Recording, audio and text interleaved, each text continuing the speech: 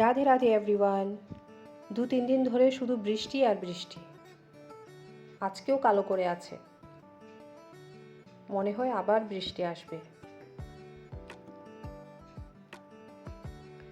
এই যে এনারা প্রত্যেক দিনের মতো আজকেও চলে এসেছে ব্রেকফাস্ট করতে। উনি একা নন, আরও আছে।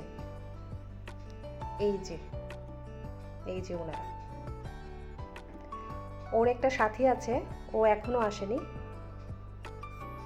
পরে আসবে মনে হয়। কি সুন্দর না দেখতে, তাই না? কাঠ ঠোকরা পাখি।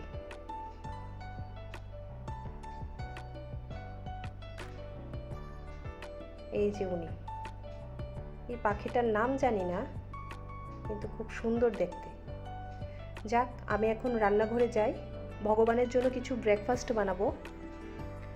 সকালবেলা খুবই তাড়াহুড়ো থাকে, তো যতটুকু সম্ভব আমি করার চেষ্টা করি।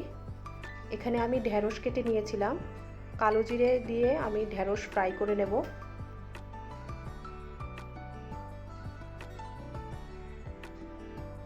সকালে অফিস, পুজো সব কিছু থাকে, তো তাই বেশি একটা কিছু করতে পারি না। অল্প কিছু আইটেম দিয়ে ভগবানকে ভোগ দিয়ে দিই আর কি। এখানে আমার ঢ্যাঁড়স ফ্রাই হয়ে গেছে। কয়েকটা রুটি বানিয়ে নেব।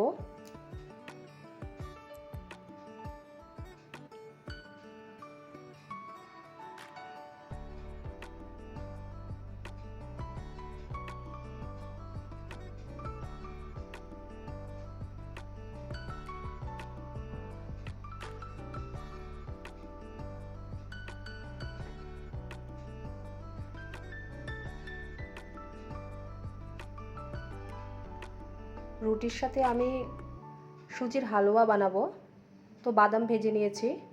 এখানে সুজি নিয়েছি। একদম অল্প পরিমাণে করছি, খুবই সাধারণভাবে করছি আমি। চিনি দিয়ে দিয়েছি।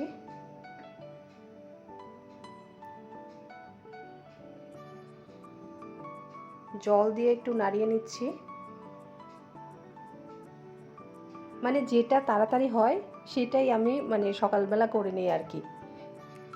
হয়ে গেছে আমার সুজির হালুয়া। খুবই সাধারণভাবে করেছি। আমি এখন ভোগের থালা সাজিয়ে নেব। এখানে একটা আম কেটে নিয়েছি, ঢ্যাঁড়স ফ্রাই নিয়েছি, তারপর দিয়ে সেরে হালুয়াটা। সব আইটেমের উপর একটা একটা করে তুলসী পাতা দিয়ে দিয়েছি। ভগবান আবার তুলসী পাতা ছাড়া কিছু গ্রহণ করেন না।